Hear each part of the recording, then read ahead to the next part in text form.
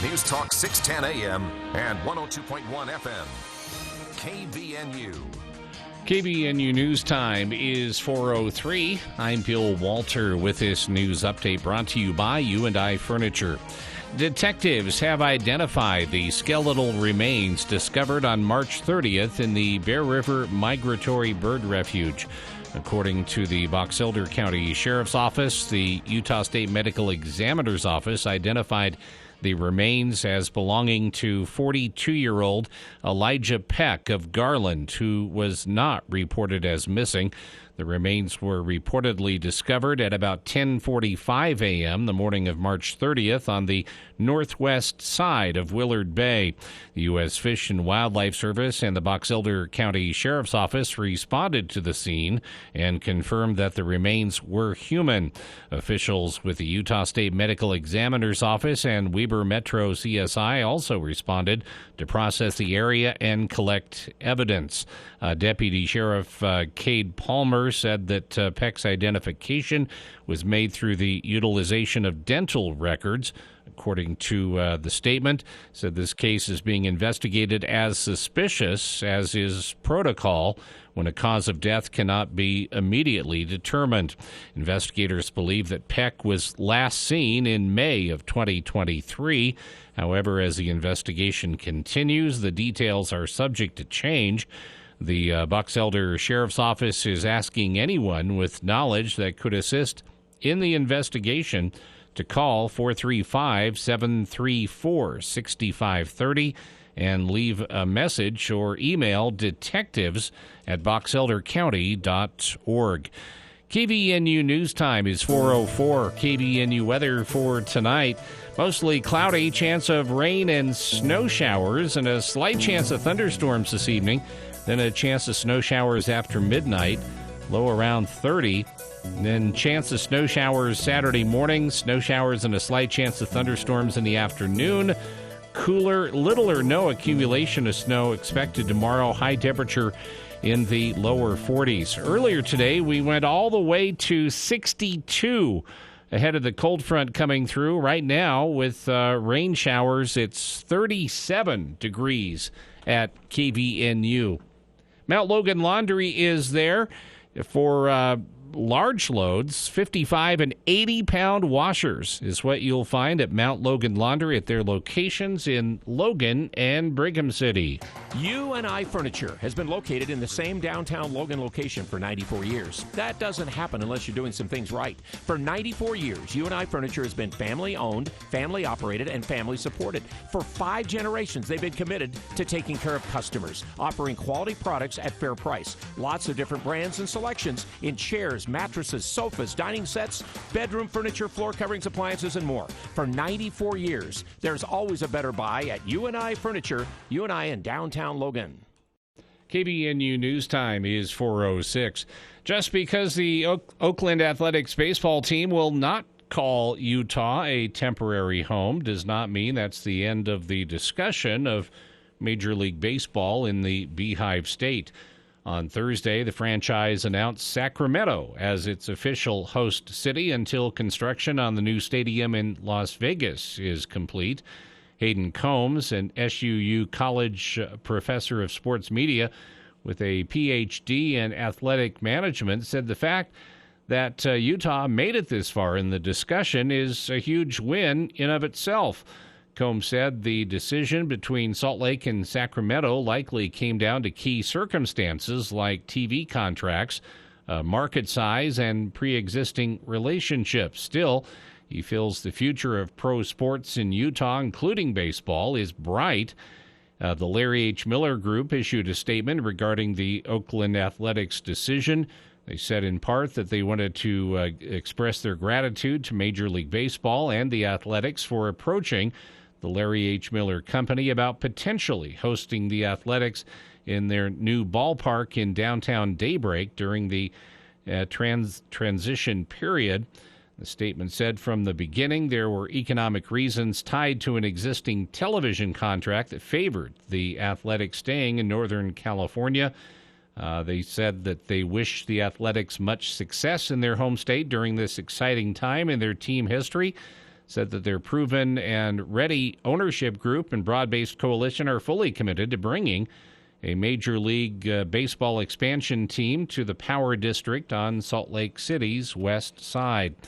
In the meantime, the Miller Group says the new Bees Stadium in Daybreak is scheduled to open and host the team next spring.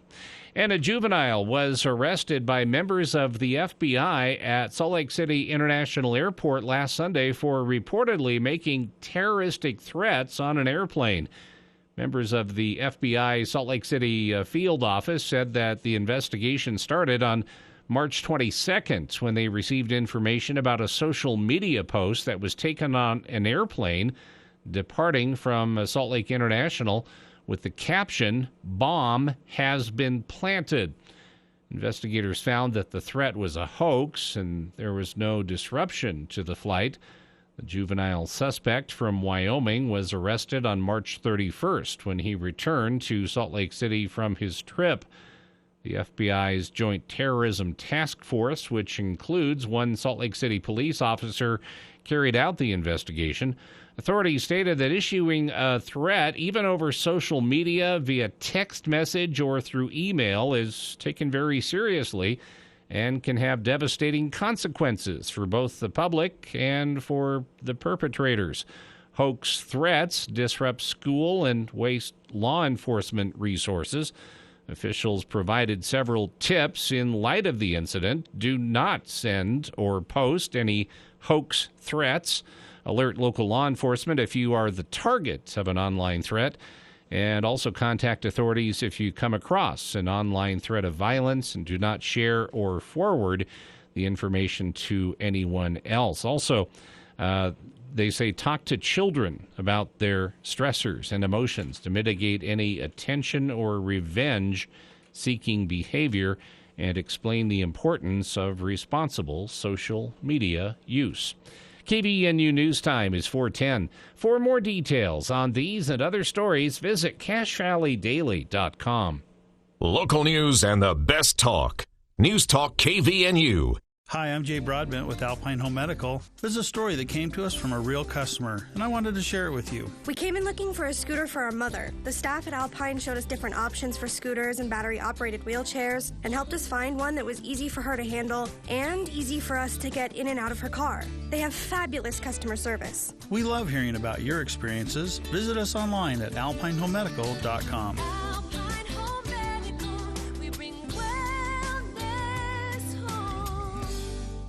Hey guys, this is Tyson Savage with Truck Ranch in Logan. With interest rates coming down, now is the best time to purchase your next truck.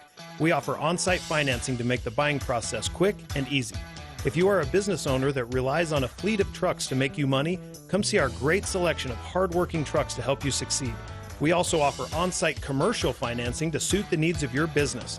We take trade-ins and always guarantee at Truck Ranch you will find better service, better prices, better trucks.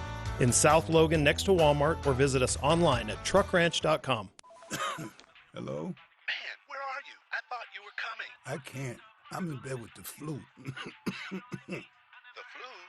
Whoa. Grandma's about to crowd surf. Man, I'll call you back. Don't get stuck at home with the flu. A flu shot is safe, effective, and you can get it at the same time as your COVID-19 vaccine. A flu shot is the best way to prevent the flu and its potentially serious complications. Don't get flu FOMO. Learn more at getmyflushot.org. Brought to you by the AMA, CDC, and the Ad Council. For the people. We are waiting with bated breath for news from the Cash Republican Party meeting an executive committee tonight With Jason Williams. and I'm really excited about this next segment. We have two guests here in studio. We're going to talk about something that we've talked about many times here on the show, but from a bit of a different angle. Weekday afternoons from 4 till 6 on News Talk KVNU, 610 AM and 102 FM.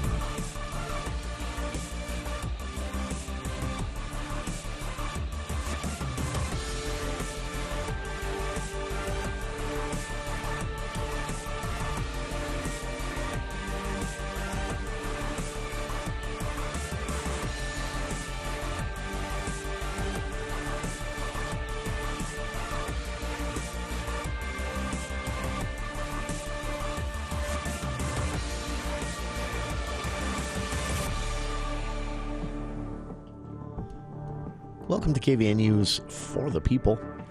It is Friday, April 5th. I'm Jason Williams, Bill Walter here in the studio as well. Andy Morgan joining us for the For the People movie show in a bit. We've got quite a bit to talk about movie-wise, and we're officially... There's now sort of a pre-summer movie season that's getting to be a lot like summer movie season, but it's ramping up. And we'll also be talking about The Monkey Man. This is produced by Jordan Peele, who has directed some really popular, I guess you'd almost say sort of intellectual horror films over the last few years. Get Out and Nope, things like that. The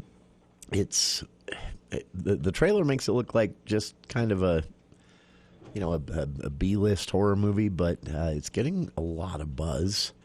Godzilla X Kong still in theaters. Ghostbusters Frozen Empire. Saw that. It was all right. Nothing's going to be the first Ghostbusters, obviously, but Frozen Empire and the previous sequel, Afterlife, actually better than the first Ghostbusters sequel, Ghostbusters 2, in the late 80s or early 90s, I forget. Surprise cough, sorry. It was windy again and today. Sneeze. Yeah. At least it's raining. raining. It was a combination of the two.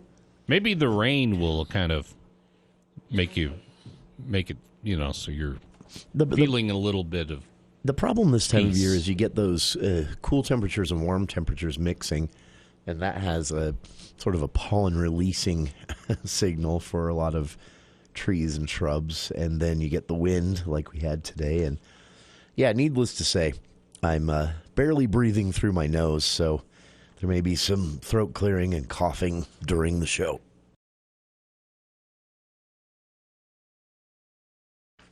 You heard during the news break there a story that Bill was reading. This is a tragic story out of Salt Lake. A juvenile arrested by members of the FBI at the Salt Lake City International Airport on Sunday after making allegedly terroristic threats on an airplane.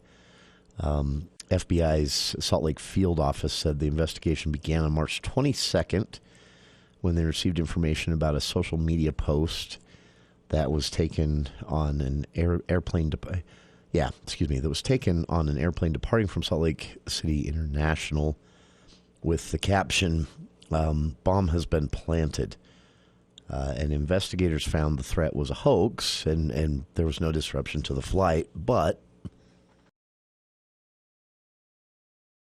it is illegal to even make joke threats.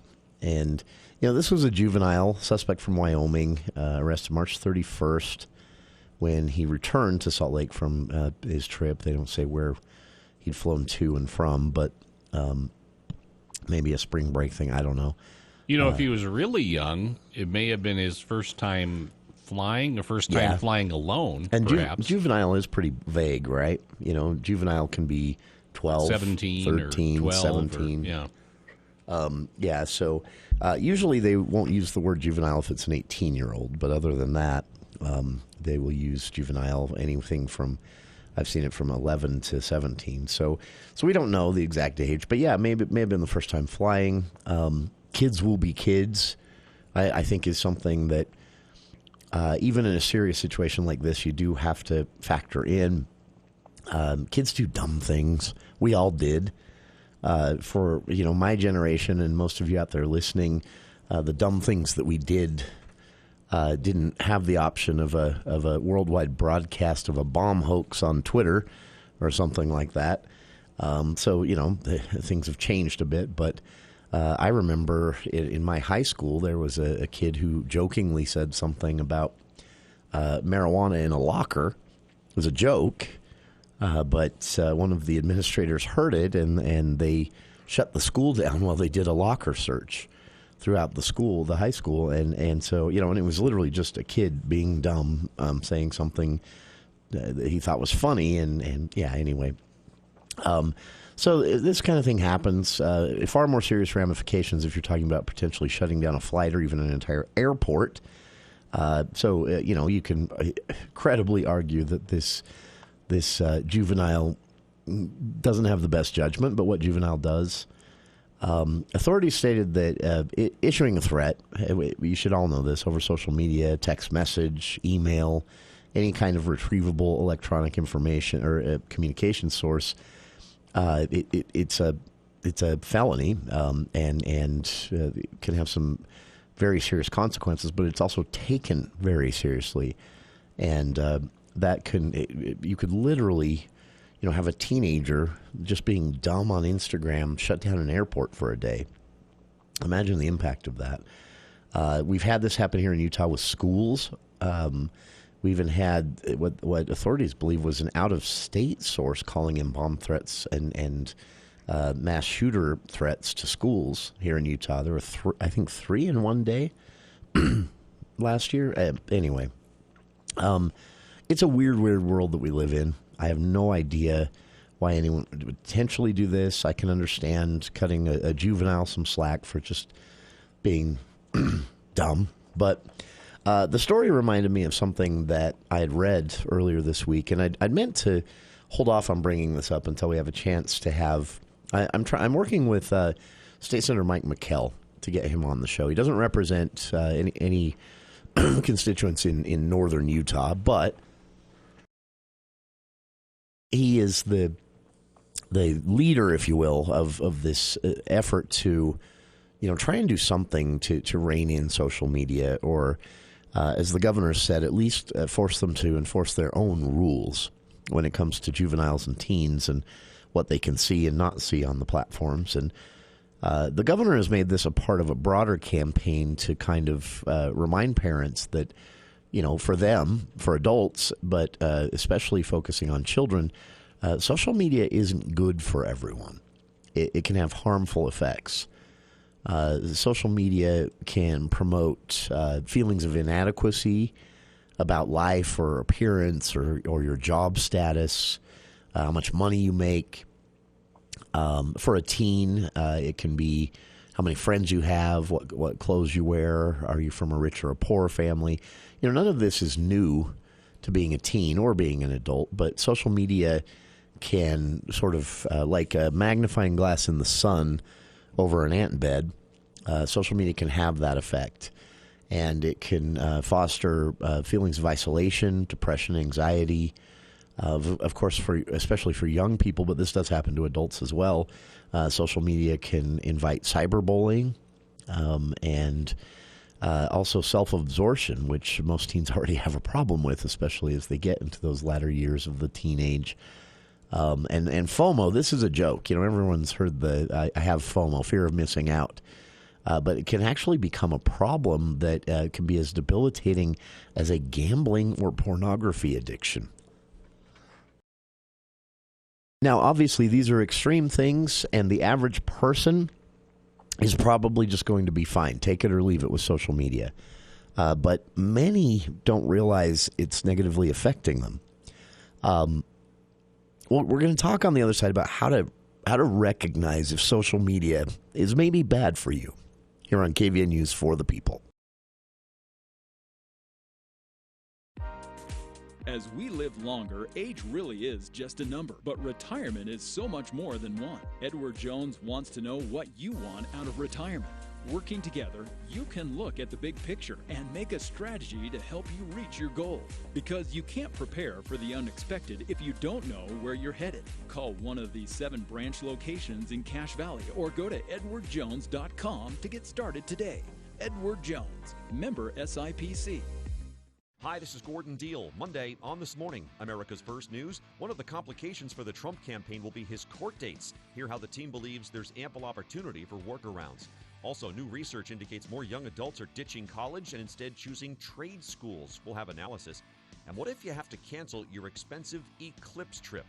Monday on This Morning, America's First News. Monday morning from 4 to 6 on News Talk KVNU, 610 a.m. and 102 FM. Your station for news, weather, and sports.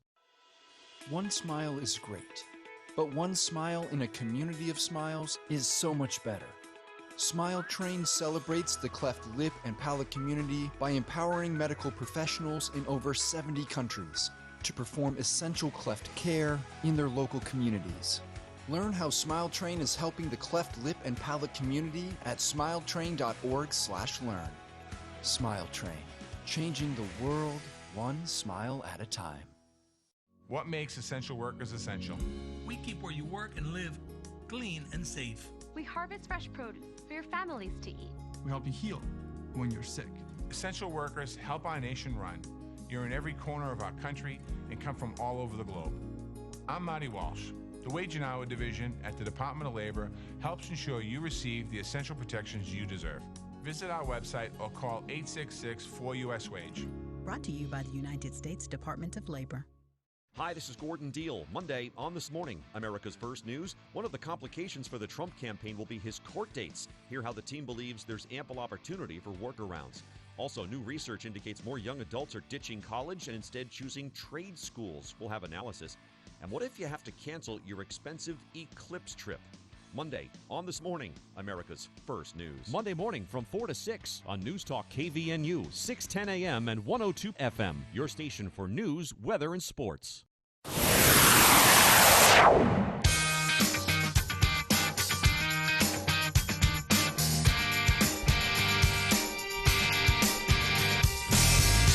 Welcome back to KVNU's For the People. We are pretending to be a self-help show for a second here. I think this is important because I've been thinking about this a lot when it comes to politics. I have a relative who told me once, or had a relative that told me once that she couldn't watch the news anymore, the evening news. That was her. Basically, her only news intake was every night at 10 o'clock. She had her favorites and least favorites, or 9 o'clock for the Fox News earlier one, something like that. But she'd watch that, and that was how she stayed connected to the world and informed about things that are going on. But she said that she recognized that it was upsetting her. It was making it hard for her to fall asleep sometimes because she'd worry about things that she just learned were going on in the world, or it made her, she said, she noticed that she had less faith in people after it started for her to get the worst in 2016, some of the things we saw in the news then during that presidential race especially. And she said she realized that it just wasn't good for her, so she quit. She quit watching the news. She said she would still listen to KVNU and for our news breaks, for local news, and she checked in with statewide newspapers, Deseret News and Salt Lake Tribune, and other local media sources and stuff. But she said she had to just stop watching the 10 o'clock news. And she said she noticed instantly she was sleeping better, she was feeling better, she was friendlier with people, she was less pessimistic about life or coworkers and things like that. And that story kind of stuck with me. And now I'm coming from a point of view. And I think people who are maybe sports fanatics can sympathize with this. I've never had a problem. There have been days. There have been days when I'm flipping through. I'm very selective with my Twitter account. I don't use Twitter the way it's designed to be used, which is, in my opinion, a good way to waste a bunch of time arguing with strangers in a way that does not matter or influence anything whatsoever and just leaves you angry. That's Twitter in a nutshell. But I've been very selective with who I follow. And so mine is I use my Twitter account as a news aggregator. I've only followed news sources and journalists, local, statewide, national, things like that. And so if I've been busy or traveling or out of the loop, I can open Twitter and I can scroll for 15, 20 minutes, and I can consume a good chunk of news that happened in the day through Twitter. And I've never had that bother me. There have been days where I'm like, all right, do you know what? Enough. I'm not checking back in. Apparently, the world has gone crazy, and I will try again tomorrow as far as news goes. So everybody has days, right? But it's never really bothered me. But I know people who it has. The world of sports, you can make a similar example there. I have a friend who cried. He cried with all of us together at a sports-themed restaurant when a certain March Madness game played out in a way he didn't prefer. Oh, his team lost. He cried. And we're talking ugly cry. Oh, wow. And did he put like $100,000 down on it, or no? That was his reaction to the way the game went, and obviously he really cared about his team winning. Why, you wouldn't follow closely if you didn't. So I talked to him afterwards. The reaction there at the restaurant was just awkward. Everyone was kind of quiet. A few people patted him on the back, and he apologized. Said, "I'm sorry, I'm being silly." He recognized it, and we went on with our night. And I talked to him a few months later, and I said, "Hey, remember that night?" And he said, "Yeah, unfortunately." And I said, "Have you ever thought that maybe it's just not good for you? I mean, normally there's nothing wrong with following your team or the sports news of the day, but if it's having that effect on you, it's I think a natural question to ask, like, is maybe I should back away a bit? Maybe this isn't good for me."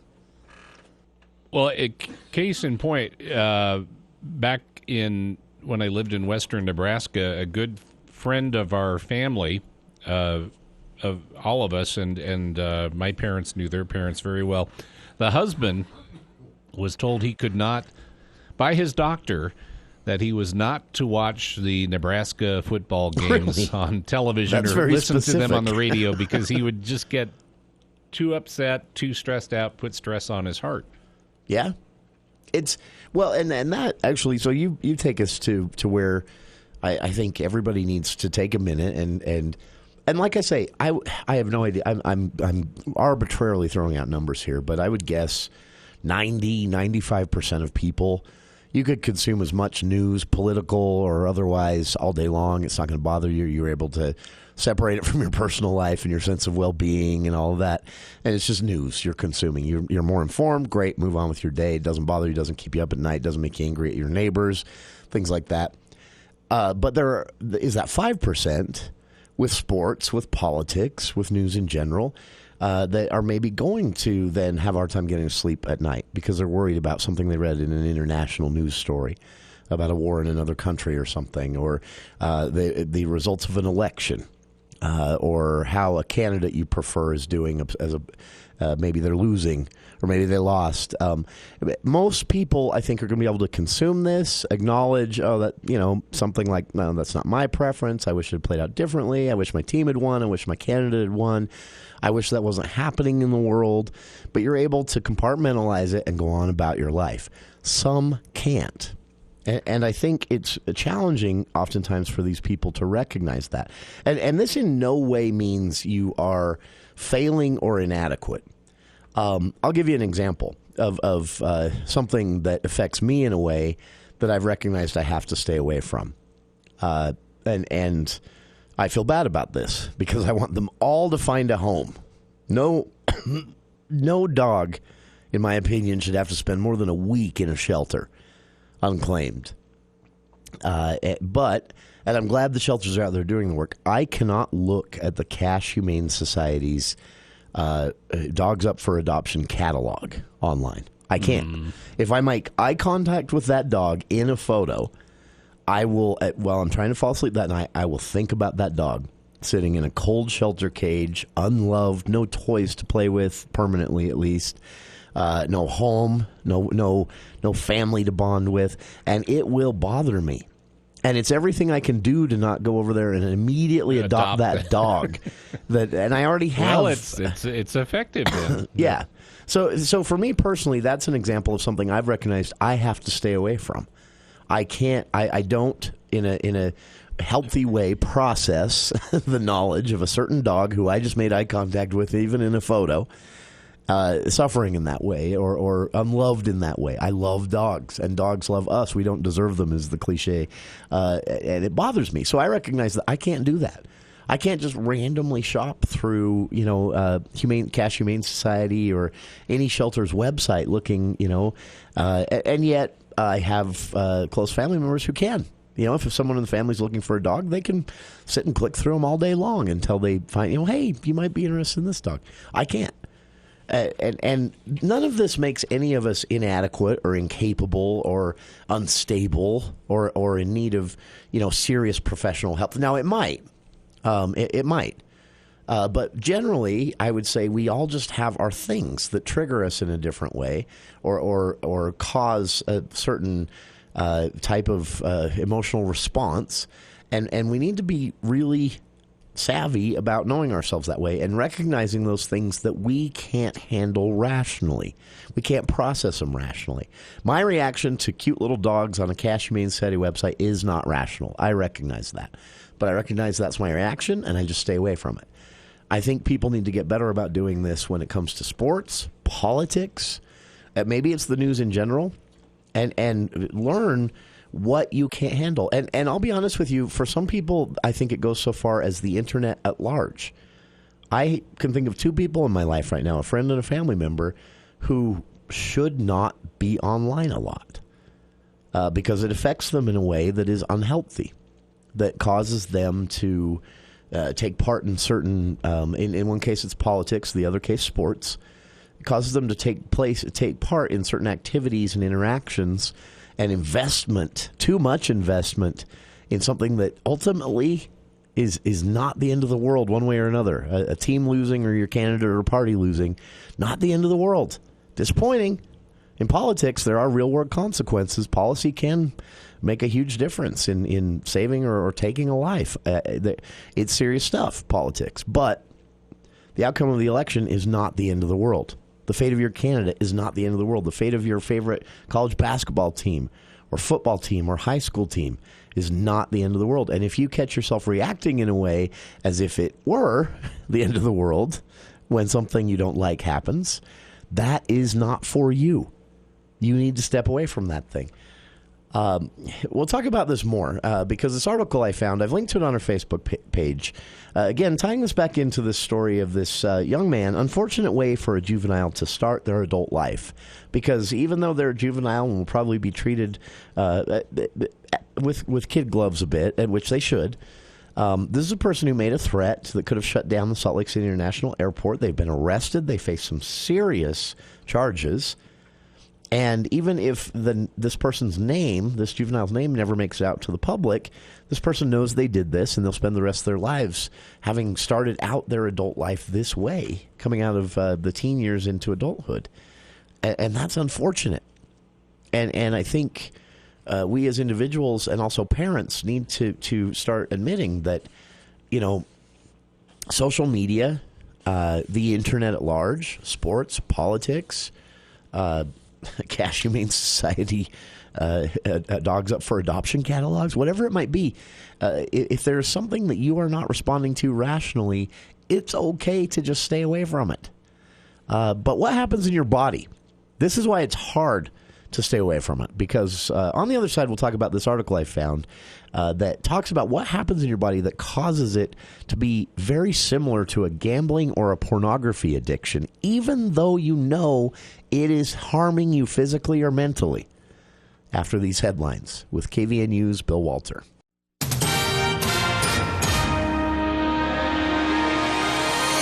Thank you, Jason. KVNU News Time is 4:36, and the news is brought to you by Franklin County Medical Center.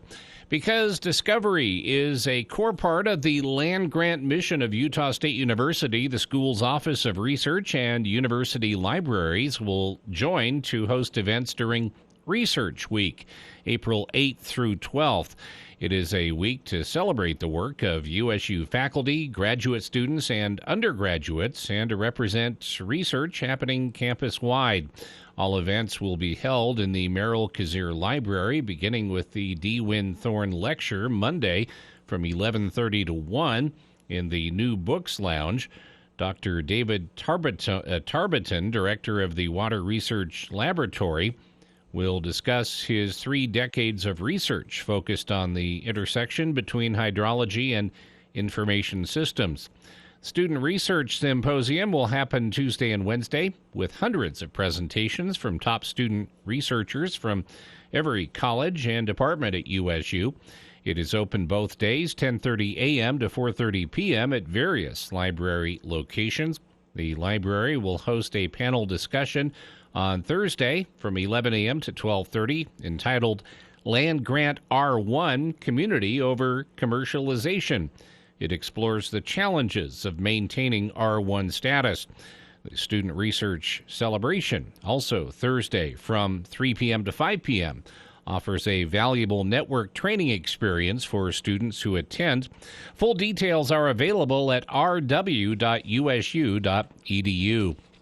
A man and a woman were hospitalized late Wednesday with critical injuries following an alleged attempted carjacking in the parking lot of a gym in Murray. The incident occurred at about 10:45 p.m. at EOS Fitness, where officers responded to a report of a possible shooting and discovered that both the female victim and the male suspect had suffered gunshot wounds. Witnesses reported that the male suspect fled the scene in a vehicle before officers arrived. He was later dropped off at a hospital with a critical but stable gunshot wound to the chest. The female victim sustained a gunshot wound to the abdomen and was transported to the hospital in critical condition. Police said the incident appears to be isolated. There is no threat to the public. It was not clear if the suspect was shot during the attempted carjacking or he sustained the injuries later. And the Arizona Coyotes say they are committed to win a land auction that could pave the way for the NHL club to remain in the Phoenix area after years of arena uncertainty. The team hopes to buy the plot of land in North Phoenix and build a privately funded arena and entertainment district. The Arizona State Land Department set the auction for June 27th in a legal notice published Thursday.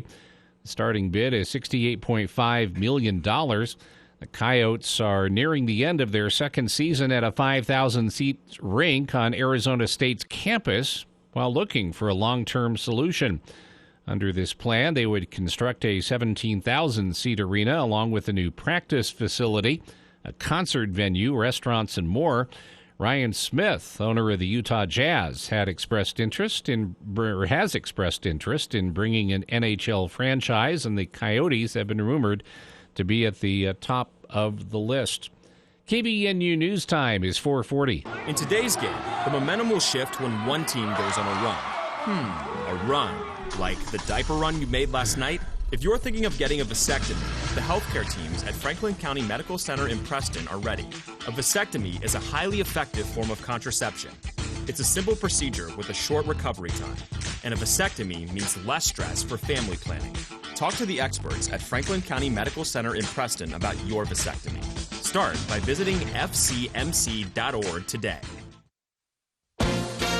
ABC News, I'm Daria Albinger. The Biden administration says it welcomes Israel's plans to increase humanitarian aid into Gaza with stepped-up U.S. efforts to win the freedom of hostages still held by Hamas. We are coming up on 6 months. 6 months that these people have been held hostage. And what we have to consider are just abhorrent conditions. They need to be home with their families. White House National Security spokesman John Kirby. President Biden got a first-hand look at the salvage and recovery efforts at the collapsed Key Bridge and had this promise to residents of Baltimore. We're going to move heaven and earth to rebuild this bridge as rapidly as humanly possible. Mr. Biden also met privately with families of those who were killed in the collapse. Some homes in Newark, New Jersey were evacuated after being damaged in today's 4.8 magnitude earthquake. Employers added 303,000 jobs last month, far more than the 200,000 predicted. Stocks soared on the news, Dow closing up over 300 points. This is ABC News. KBNU weather for tonight. We do have a winter weather advisory in effect from now until midnight Saturday night for the mountains of northern Utah.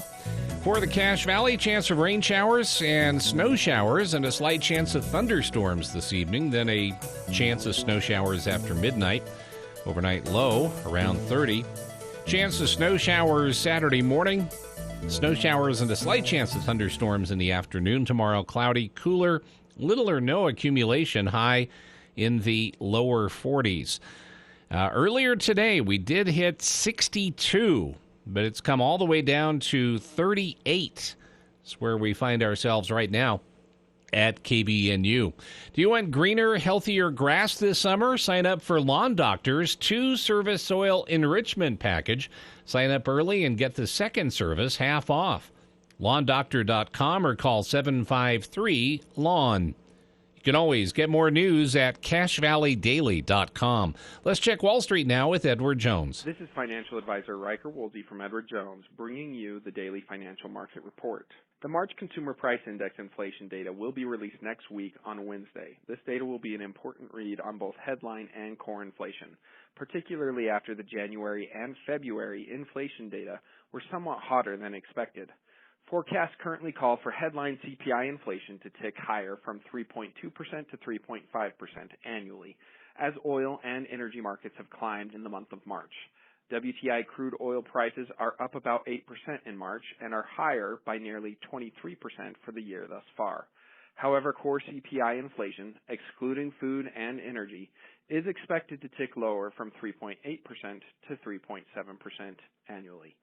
In our view, we see inflation heading under 3% by year end, as both shelter and rent components of CPI move lower and services inflation cools, driven in part by softer wage gains. Today, U.S. equities closed higher. The Dow closed up 307 points, or 0.8%, at 38,904. The Nasdaq closed up 199 points, or 1.24%, at 16,249. The S&P 500 closed up 57 points, or 1.11%, at 5,204. And in the bond market, 10-year Treasury yields are trading at 4.4%, higher by 0.1 percentage points. This has been today's financial market report, brought to you by Edward Jones and financial advisor Riker Woolsey, member SIPC, serving individual investors with personalized attention and financial advice at 580 North Main Street, Suite 160 in Logan, Utah. If you would like additional information, please contact me at 435-787-8170. Daily commentary is also located on our website at edwardjones.com. When it comes to home care, it's important to know you have a choice. If you or a loved one is in need of hospice or home health services, remember that Primrose Home Care and Hospice believes in treating the patient as well as the problem. We work directly with you and your doctor to create a health plan that's catered to your needs. Our team is devoted to providing options in the freedom and safety of your own home. Visit us at primrosecare.com or call to schedule a free consultation. Primrose Home Care and Hospice, your local hospice and home health provider since 2006. He won't come. He's too busy. Jenny, of course he'll come. Happy birthday! Dad! I know. You guys didn't think I'd make it, but come on. Could I really miss my son's birthday? Here you go, Dan. Thanks, Dad. But today's Jenny's birthday. Give me that. Happy birthday, Jenny! Need to get closer to your family? Nice football, Dad. Give your family everything. Give them your time. From the Church of Jesus Christ of Latter-day Saints. Talking to your kids about the dangers of vaping can be hard. Getting them to listen to hot gossip is easy. So here's some drama you could share with your kid. Dude, did you hear about Cassie and Jake? No, but did you hear that vaping can cause irreversible lung damage and nicotine affects brain development? Nuh-uh. You don't need to gossip if you want to have an open conversation about vaping. So if you want to get tips on when and how to talk to your kids, visit talkaboutvaping.org. Brought to you by the American Lung Association and the Ad Council.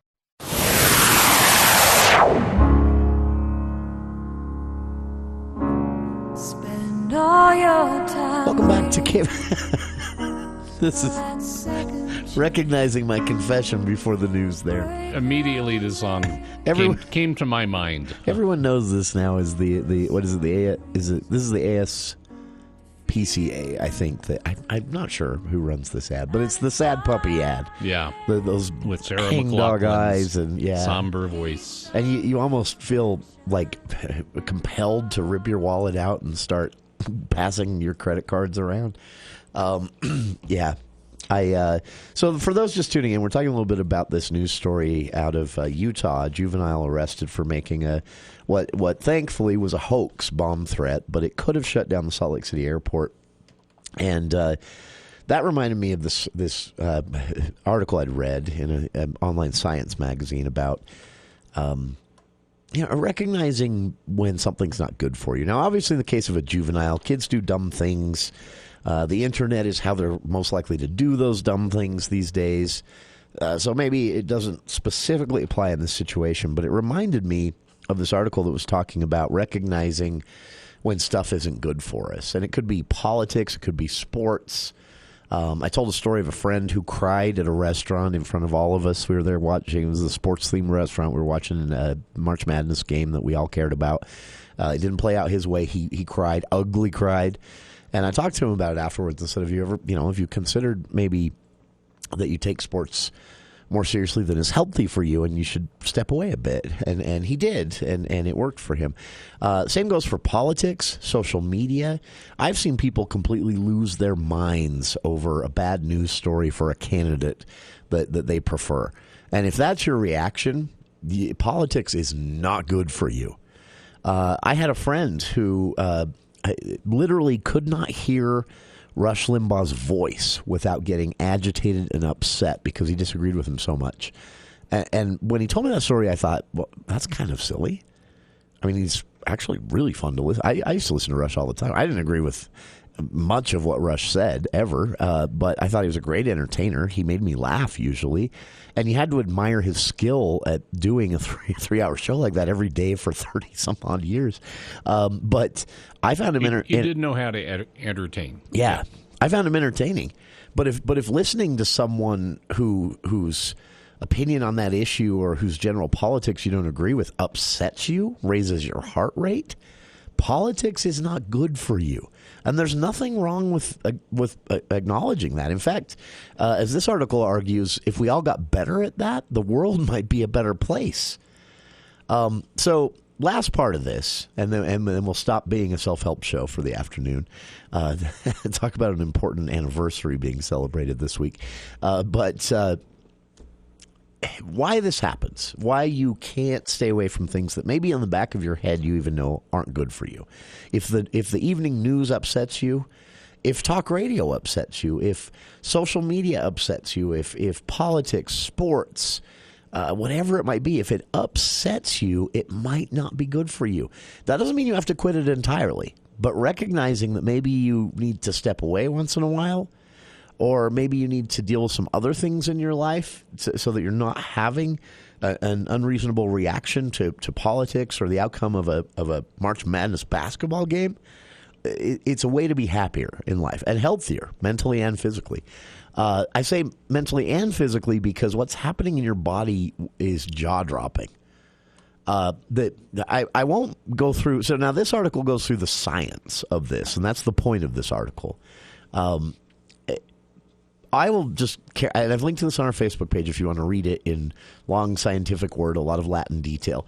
But I'll characterize it this way. There is an entire hormonal and chemical process that is playing out in your body whenever you experience something that has become a bit like an addiction, where you're starting to have irrational responses to your team losing or your political party losing or a news story that reflects poorly on your favorite candidate or a news story that just makes you mad because you disagree with it or because it's something tragic happening in the world and that upsets you so much you can't sleep that night.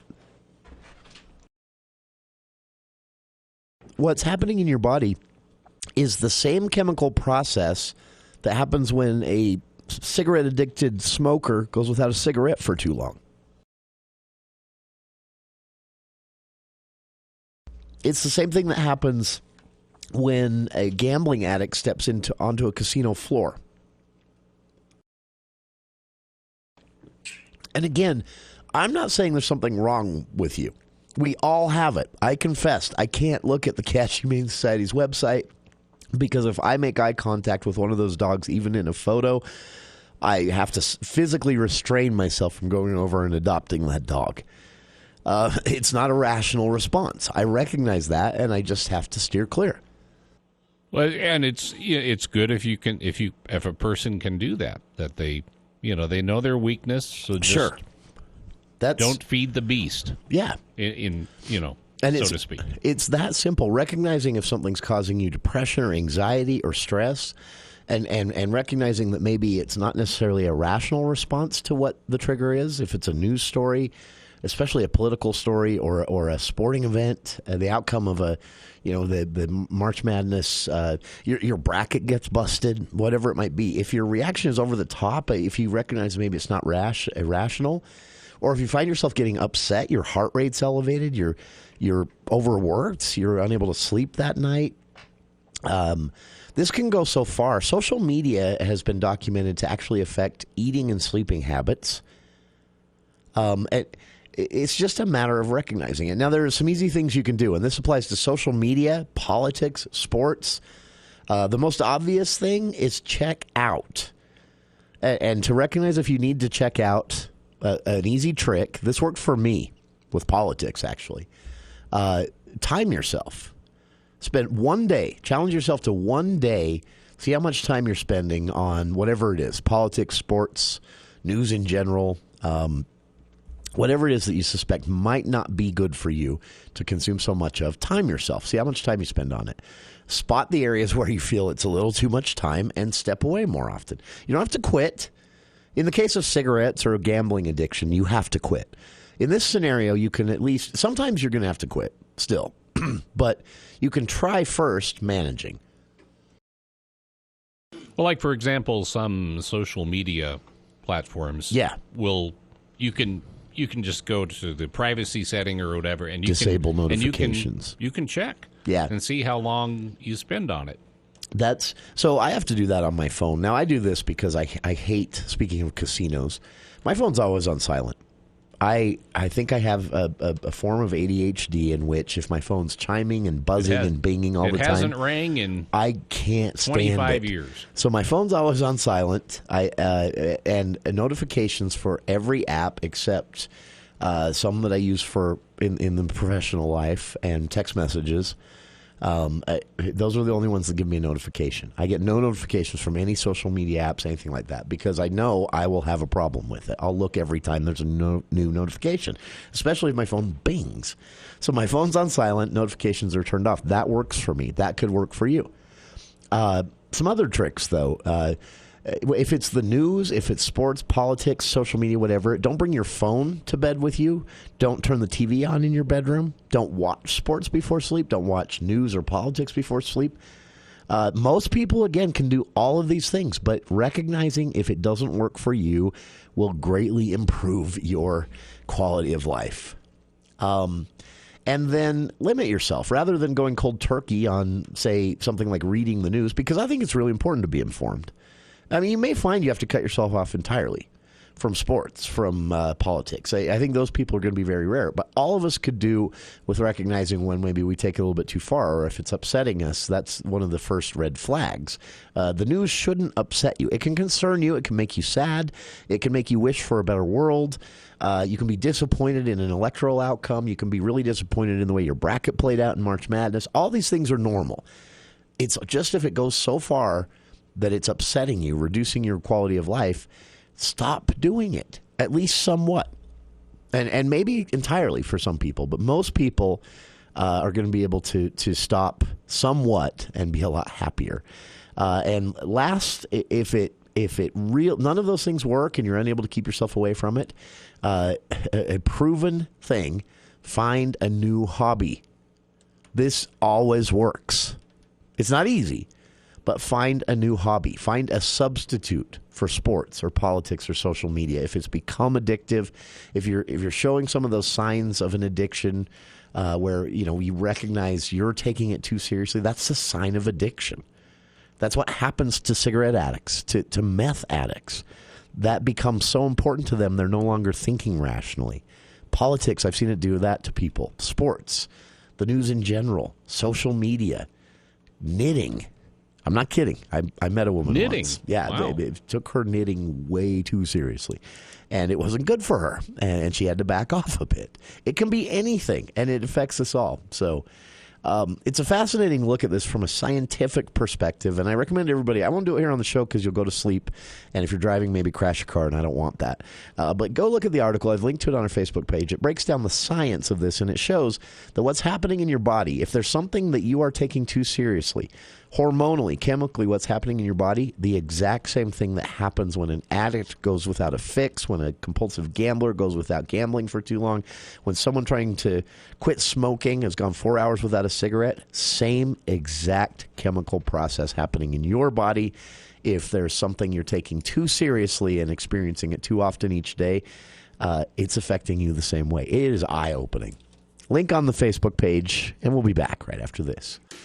Here's what some of our patients have to say about how Red River has changed their lives. So before I started at Red River, I was having a lot of stomach pain. I was overweight, severe anxiety. I had been to multiple doctors. We had done tests, and no one could find anything that was wrong. And then a friend mentioned Red River, and I went and saw him, and it has changed my whole life. I'm sleeping through the night. I have energy for my kids. I've lost 30 pounds. No more stomach pains. I just feel really good. Our goal is to focus on imbalances that are driving your condition or symptoms, not just give you Band-Aid answers.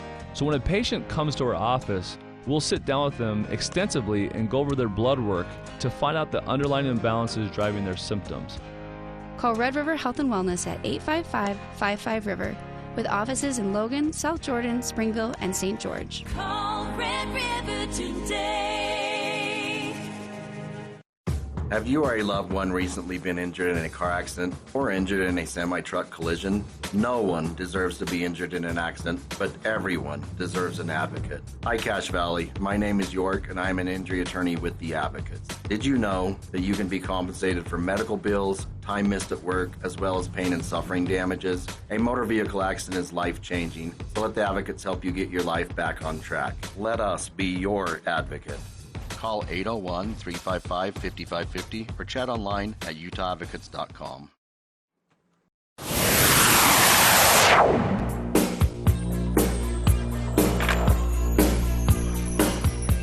For the People movie show with Andy Morgan coming up next. Just a little note for everyone out there, make you feel old. Stephen King's Carrie, the book, published on this day 50 years ago. 50 years ago. King has a new book coming out, by the way. He's still at it. Short story collection, You Like It Darker, coming out in May. That's how this news came my way.